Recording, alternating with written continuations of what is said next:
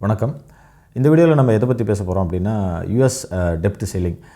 நான் பொதுவாக இந்த மாதிரியான தேவையில்லாத விஷயத்துக்குள்ளே நான் போகிறதில்ல. அது நம்ம ஆட்கள் மீன்ஸ் நீங்கள் தான் சார் கமெண்ட்டில் இது சொல்லுங்கள், இதை பற்றி பேசுங்க, அதை பற்றி பேசுங்க அப்படின்ட்டு. இல்லை, அது ஏன் அதை சொல்லும்போது நமக்கு ஒரு சின்ன ஒரு சிரிப்பு அப்படின்னா, சரி இப்போ நம்ம இதை பற்றி பேசுகிறோம் இல்லையா, இப்போ இந்த யூஎஸில் இருக்கக்கூடிய ஆட்கள் நம்ம இந்த பேப்பரில் இதெல்லாம் பார்க்குறோம் இல்லைங்களா, அவங்க வந்து நம்மளை எப்படி பார்ப்பாங்க அப்படிங்கிற அந்த ஒரு இதுதான்.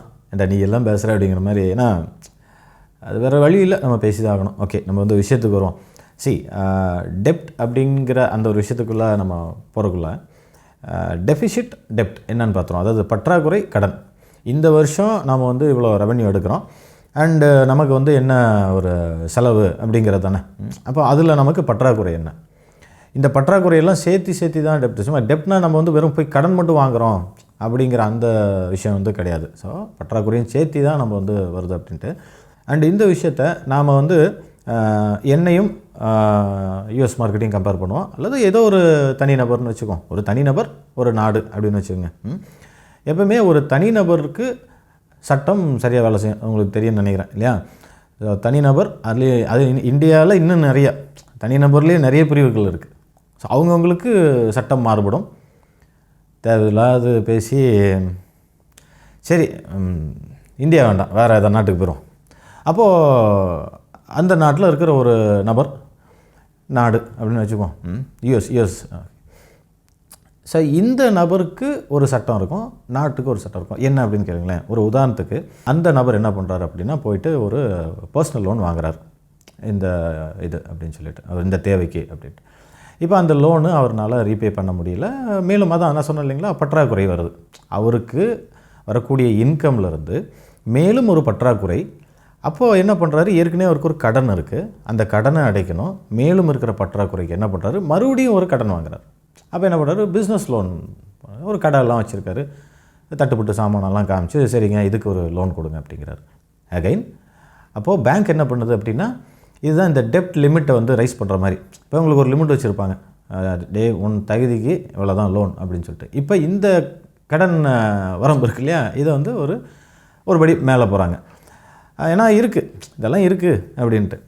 இப்போ என்ன ஆகுது, அகைன் ரிப்பீட்டு. வந்தான் சுட்டான் போனால் ரிப்பீட்டுங்கிற மாதிரி.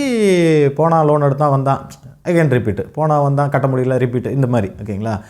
இப்போ மறுபடியும் என்ன ஆகுது, லோன் வாங்குறதுக்கு என்ன இருக்குது, வீடு தான் இருக்குது.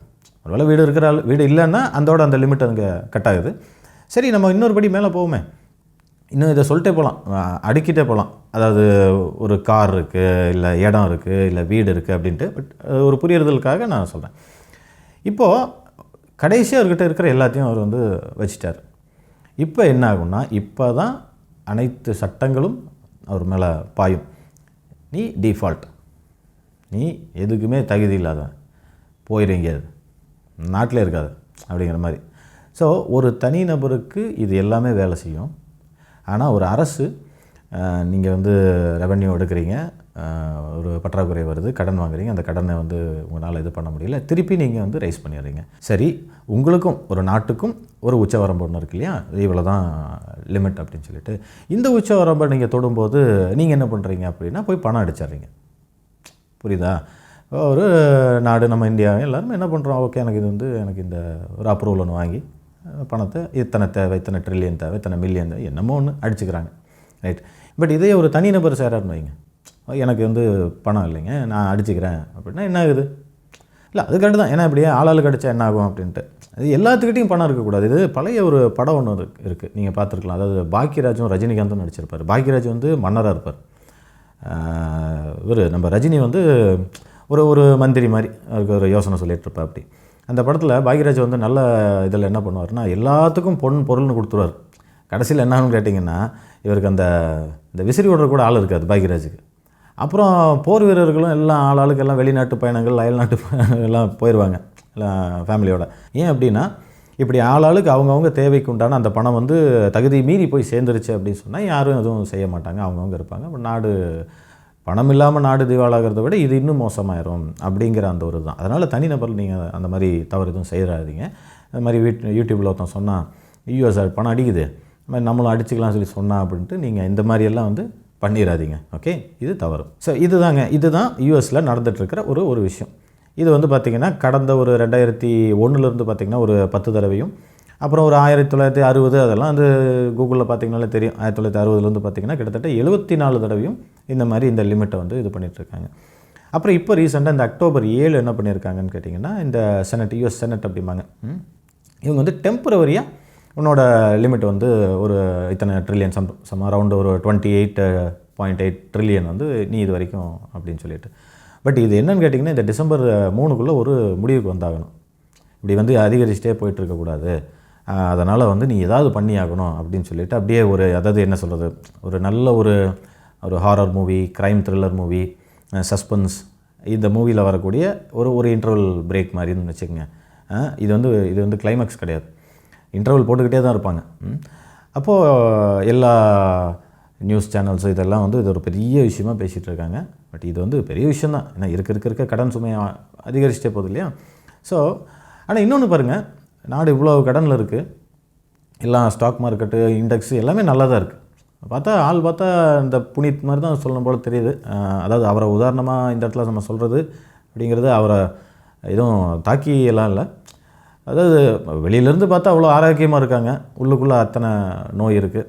ஸோ அந்த மாதிரி நான் சொல்ல வரேன். அப்போது இண்டெக்ஸ் எல்லாம் வந்து இந்த அளவுக்கு ஹையில் இருக்குது, ஆனால் இது புரியலையே எப்படி. அதான் எனக்கு இன்னுமே ஒரு ஆச்சரியம் என்ன அப்படின்னா, ஒரு ஆரோக்கியமாக இருக்கிற ஒரு மனிதர் எப்படி அது ஜிம்முக்கு போயிட்டு வந்து இல்லைங்களா, சரி அது சைக்கிளிங்காக சம்திங் ஏதோ எக்ஸசைஸ் பண்ணிட்டு வராரு ஆரோக்கியமாக இருக்கிறதுக்கு, ஆனால் இல்லையே. ஸோ அந்த மாதிரி தான் சில விஷயங்கள் இருக்குது. அப்போது உள்ளே என்ன நடக்குது, இன்னும் என்னெல்லாம் ஆகும், ஸோ இதை பற்றின ஒரு சாதாரண ஒரு ஆளுக்கும் தெரியணும் இல்லையா. ஏன்னா எல்லா டிவி இதெல்லாம் அதை பற்றியே பேசிகிட்டு இருக்கும்போது சரி நம்மளும் ஒரு வார்த்தை சொல்லிடுவோமே அப்படின்னு சொல்லிட்டு. ஸோ இந்த யூஎஸ் டெப்ட் சீலிங்கை பற்றி நம்ம வந்து பெரிய கருத்தெல்லாம் ஒன்றும் சொல்கிறதுக்கு ஒன்றும் இல்லை. நம்ம கருத்தை யார் கேட்க போகிறா? இல்லை, நான் சொல்கிறது நம்ம பேசிக்கிறது இல்லைங்க, அங்கே யூஎஸில் அங்கே முக்கியமான ஆட்கள் யார், அவங்களுக்கு தமிழும் தெரியாது. இப்போ இது என்ன ஆகும், ஒரு டிசம்பர் 3க்குள்ளே இது என்ன ஆகும் அப்படின்னா, நிச்சயமாக இதுக்கு உண்டான ஒரு தீர்வு தான் கொடுக்க போகிறாங்க. அந்த தீர்வு மேபி ஒரு பயமுறுத்தி வர மாதிரி இருக்கும். அதாவது அதோட வந்து எல்லாம் கடையை சத்திட்டு இல்லை போங்கப்பா நாடு திவாலாயிருச்சு அப்படியெல்லாம் நடக்காது. ஏன்னா இது யூஎஸ் அப்படின்னா அது அப்படி தான், அதனை வச்சு தான் நம்ம வந்து நிறைய விஷயங்கள் வந்து இப்போது நடந்துக்கிட்டு இருக்குது இல்லையா. அவன்ட்டு இருக்கிற கோல்டு இதுன்ட்டு. ஸோ அப்படி வந்து தடாரடியாக வந்து ஒரு நாடு திவாலாயிருச்சு, அதுவும் சாதாரணமாகவே எந்த ஒரு இதுவுமே நடக்காது, சாதாரணமாக இருக்கக்கூடிய ஒரு நாடு கூட. அப்படி இருக்கும்போது ஒரு யூஎஸ் இல்லை ஒருவேளை ஆயிருமோ, ஸ்டாக் மார்க்கெட்டு கிராஷ் ஆயிருமோ, அதோட அவ்வளோதானே, எல்லாம் ஜீரோ வந்துடுமோ, அப்படி அது மாதிரிலாம் எதுவுமே வந்து ஒரு வாய்ப்பு இல்லை அப்படின்னு தான் சொல்லணும். வாய்ப்பு இல்லை ராஜா அப்படிங்கிறது தான் சொல்லணும். ஆனால் என்ன அப்படின்னா ஒரு பதட்டம் இருக்கும் எப்போவுமே. அதாவது பார்த்திங்கன்னா இது ஏற்கனவே நடந்திருக்கு 1995, இப்போது 2011 சம்திங் அண்ட் 13 14 ட்ரில்லியனு 16 ட்ரில்லியனு இப்படி இப்போ 12 அதெல்லாம் ஆல்ரெடி வந்து ரைஸ் பண்ணிட்டு வந்தது. அதான் சொல்ல பாருங்க 74 தடவை அப்படின்னா நீங்கள் நினச்சி பாருங்கள். அது மாதிரி இல்லை, நான் யூஎஸ் மாதிரி இருந்தால் என்ன, நான் முதலமைச்சரானால் அப்படிங்கிற மாதிரி, நான் யூஎஸ் மாதிரி இருந்தால் என்ன அப்படின்னா, ஒரு சில நாட்கள் யோசிச்சு பார்த்துருக்கேன். இப்போ காசு இல்லை வீட்டில், டக்குன்னு மிஷினில் ஜெராக்ஸ் எடுக்கிற மாதிரி. ஸோ இந்த யூஎஸ் எல்லா நாடுகளும், பெரும்பாலான நாடுகள் இது மாதிரி தான் அவங்களோட பற்றாக்குறையை தீர்க்கிறாங்க. இப்போ இது மாதிரி 74 தடவை பண்ணியிருக்காங்க. நிச்சயமாக இந்த தடவையும் அவங்களோட ரெவென்யூவை பெருக்கிறதுக்கு என்ன பண்ணுவாங்கன்னா, ஒன்று ஃபஸ்ட்டு இந்த இன்ட்ரெஸ்ட் ரேட், ஆல்ரெடி இதெல்லாம் உங்களுக்கு தெரியும். இது யார் தலையில் வந்து விடியும் அப்படின்னா யூஎஸில் இருக்கக்கூடிய மக்கள். சரி, அதுக்கப்புறம் யார் அப்படின்னா நம்ம இங்கே இருக்கோம் பாருங்கள், கடைசி ஆள் வரைக்கும் இது வரும். இதுக்கு வந்து ஒரே தீர்வு என்னென்னா, நாம் நம்மளோட வருமானத்தை பெருக்கி நாம் திருப்பி அரசுக்கு வந்து அது செலுத்தும் போது தான் இது வந்து முடியும். ஆனால் இதோட முடிவு என்ன அப்படின்னு கேட்டிங்கன்னா, ஏதாச்சும் ஒரு நாடு இந்த மாதிரி ஆகிட்டே தான் இருக்கும். சரி, இப்போ இந்த மார்க்கெட்டு ஒரு க்ரைஸ் வருது, இல்லை இந்த மாதிரி மார்க்கெட் இல்லைங்க திடீர்னு ஏதாவது ஒரு நியூஸ்னால் மறுபடியும் ஏதாவது மேலே போயிருமோ அப்படி அந்த பதட்டம் அங்கே வருங்க. நமக்கு வந்து இப்போ தெரியும், இப்போ கேண்டில்ஸ்டிக்ஸு இதுன்னெலாம் நம்ம பேசியிருக்கிறோம் இல்லையா. மற்றவங்க அதை வந்து இது ஆகும் ஆகாது, வேலை செய்யாது அப்படிங்கிற அந்த பாயிண்ட் இருக்குது பாருங்கள். இந்த இடத்துல கிளியராக நான் சொல்லியிருக்கிறேன், கேண்டில்ஸ் அப்படின்னா அது சைக்காலஜி, பையர் செல்லரோட இதுதான். ஸோ இந்த இடத்துல பெரிய பெரிய ஆட்கள் என்ன நடக்குங்கிறத தெரிஞ்சு அவன் என்ன செய்ய போகிறான் அப்படிங்கிற அந்த ரிசல்ட் வந்து கேண்டில் வடிவத்தில் நமக்கு கிடச்சிரும். இதை நீங்கள் பார்க்க தான் போகிறீங்க, ஓகேங்களா. ஸோ இப்போ இந்த மூவிங் ஆவரேஜ் வச்சுட்டு அதை வச்சுட்டு இந்த மாதிரி ட்ரேட்ஸ் இருக்கிறவங்க எல்லாம் மார்க்கெட் விட்டு வெளியே போயிருங்க. ஸோ கேண்டில் பிளேயருக்கு மட்டும்தான் இங்கே வேலை. கேண்டில்ஸ் மட்டும் வச்சு பண்ணக்கூடியவங்களுக்கு வேலை. அதாவது நம்ம வந்து சக்ஸஸ் பண்ணுவோங்கிறத நான் சொல்லலை. லாஸே பண்ணாலும் மற்றவனோட நம்ம கம்மியாக தான் இருப்போங்கிறேன். ஒரு ரிஸ்க்கு நம்ம எடுத்து பார்ப்போம். பட் லாஸே வந்தால் கூட நாம் என்ன பண்ணுவோம், கம்மியான லாஸில் தான் இருப்போம். இந்த எப்படின்னா, இந்த கவுண்டமணி ஒரு படத்தில் சொன்ன மாதிரி, டேய் எனக்கு ஒரு கண்ணு தான் தெரியல, கண்ணாடி கழட்டினா உனக்கு 2 கண்ணுமே இல்லையாங்கிற மாதிரி. இப்போ அந்த மாதிரி நம்ம குறைவான ஒரு லாஸில் வெளியே வரும், அல்லது சொல்ல முடியாது, நம்ம ஒரு பெரிய ஒரு ப்ராஃபிட் கூட பண்ணக்கூடிய வாய்ப்புகள் இருக்குது. இதை பற்றின ஒரு வீடியோ, அதாவது எப்படி இந்த யூஎஸ் டெப்ட், இந்த நியூஸ் இதெல்லாம் வச்சு எப்படி ட்ரேட் பண்ணுறதுங்கிற ஒரு பார்ட் 2 போட்டுறேன். இன்னும் டைம் இருக்கிறதுனால ஒரு வாரம் ஆகட்டும், நான் போட்டுறேன். பட் இப்போதைக்கு இது என்ன விஷயம் அப்படிங்கிறத நம்ம தெரிஞ்சுக்கலாம், பேசிக்கலாம். அது நிறைய பேர் கேட்டுக்கிட்டே இருக்காங்க. சரி, நம்ம சொல்லாமட்டா அது வேறு இதாயிரும். சரி, நம்மளோட வியூவும் சொல்லிடுவோமே அப்படின்ட்டு தான். நம்மளோட வியூ சொல்லக்கூடிய இந்த இடத்துல யூஎஸ் கவர்மெண்ட்டுக்கு ஒரு யோசனை கூட சொல்லலாம் அப்படின்னு நினைக்கிறேன். இது கொஞ்சம் டூ மச் தான், இருந்தாலும் நான் சொல்கிறேன். இப்போது நம்ம ஒரு பெரிய ஒரு டெக்னாலஜி இதில் இருக்கிறோம், பீக்கில் இருக்கோம். பட் ஒரு கொரோனா வருது, இல்லை ஏதோ ஒரு பிரச்சனை, ஏதோ ஒரு நோய் அப்படின்னா நம்ம என்ன பண்ணுறோம், பழைய இதுக்கு போயிடும். நம்ம இதுக்கு சொல்கிறேன், நிலவேம்பு கஷாயத்துக்கு போயிடும். நம்மளை பார்த்து மற்ற ஆளுக்கெல்லாம் இந்த வேப்பிலை அது இதெல்லாம் பண்ணிகிட்ருப்பாங்க, அது உங்களுக்கு தெரியும். அது மாதிரி ஒரு பிரச்சனை அப்படின்னா நம்ம முன்னோர்கள் என்ன பண்ணாங்க, எப்படியெல்லாம் தப்பிச்சாங்க அப்படிங்கிறத வச்சு தான் நம்ம பார்க்கணும். அப்போது எந்த ஒரு நாடுமே எல்லாத்தையும் பண்ணி அதாவது எப்படின்னா, எல்லாத்தையும் பண்ணினா ஒரு டெக்னாலஜி வைஸ் அவன் லீடிங்கில் இருந்துட்டு எக்ஸ்போர்ட்டில் நான் சொல்கிறேன், விற்று தள்ளிக்கிட்டே இருந்தானுங்க அப்படின்னு சொன்னான். மீன்ஸ் அரிசி பருப்பு எல்லாமே பண்ணும்போது இதுக்கு உண்டான தீர்வு இருக்காது. ஏதாச்சும் ஒரு பிரச்சனை இருக்கும். ஏன்னா அவன் ஒன்று வேணாம்பான். அப்போ ஏதோ ஒரு இடத்துல அங்கே என்ன ஆகுங்க, ஒரு லாஸ் வரும். அதுக்கப்புறம் அந்த ரெவன்யூ கம்மியாகும். லாஸ்னால என்னங்க, ரெவன்யூ கம்மி. அப்புறம் என்னாகும், திருப்பி அந்த டெபிசிட்டு டெப்ட்டு இப்படியே தான் இந்த சைக்கிள் சுற்றிக்கிட்டே தான் இருக்கும். அதனால் நான் என்ன சொல்கிறேன் அப்படின்னா, பழைய காலத்து முறையான இந்த பண்டமாற்று முறைக்கு போய்ட்டோன்னு வச்சுக்கோங்களேன், இந்த மாதிரியான ஒரு டெப்ட் அப்படிங்கிறது வராது, அதாவது லாஸ் அப்படிங்கிறது வராது. ஏன்னா தேவை இருந்துக்கிட்டே இருக்கும். இப்போ ஒரு உதாரணத்துக்கு சொல்கிறேன், இப்போ எல்லா நாடுகளுமே டிஷர்ட் எக்ஸ்போர்ட் பண்ணுறாங்கன்னு வச்சுக்கோங்க. இந்தியாவும் சரி, சைனாவும் சரி, எல்லாருமே டிஷர்ட் எக்ஸ்போர்ட் அப்படின்னா நீங்கள் நினச்சி பாருங்கள், அந்த இடத்துல அந்த ப்ரொடக்ஷன் நின்று போகும், ரெவென்யூ வராது, லாஸ் அப்படின்ட்டு. இப்போ இதே ஒருத்தர் டிஷர்ட், ஒருத்தர் பேண்ட்டு, ஒருத்தர் சஃபாரி அப்படிங்கும்போது மாற்றி தேவைகள் ஒரு சுழற்சி இருக்கும். தேவை சுழற்சி அப்படின்னு கூட சொல்லிக்கலாம் இல்லையா? இது மாதிரி புது வார்த்தைகள் நம்ம கண்டுபிடிக்கணும்.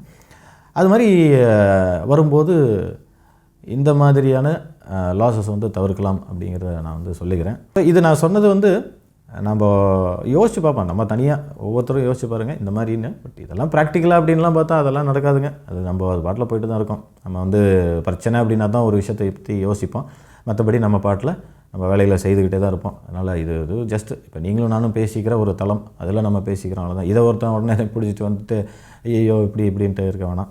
ஸோ இந்த வீடியோவில் இது ஒரு ஜஸ்ட் ஒரு என்ன அப்படிங்கிறத நம்ம தெரிஞ்சுக்கிறோம். பட் எப்படி ட்ரேட் பண்ணுறது அப்படிங்கிறதெல்லாம் ஒரு 4 நாள் முன்னாடி இந்த நியூஸ் இதெல்லாம் ரொம்ப பரபரப்பாக இருக்கும் தெரியுமா? அந்த ஒரு நவம்பர் 30, 29 போல் நம்ம எப்படி பண்ணலாம், வாய்ப்புகள் இருந்தால் நல்ல ஒரு ட்ரேட் எடுக்கலாம். பட் இன்னொன்று, மார்க்கெட் கிராஷ் ஆகுது, ஓகே, கிராஷ் ஆகுது அப்படின்னா ஒன்றும் பயமே கிடையாது.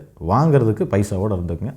நிச்சயமாக யூஎஸ் கடன் அடைக்குதோ இல்லையோ, நாம் இந்த ஒரு சில யுக்திகளை பயன்படுத்தினா அட்லீஸ்ட் நாம் நம்ம கடன் அடைச்சிக்கலாம். ஓகேங்களா? சரிங்க, தொடர்ந்து பேசுவோம். நன்றி, வணக்கம்.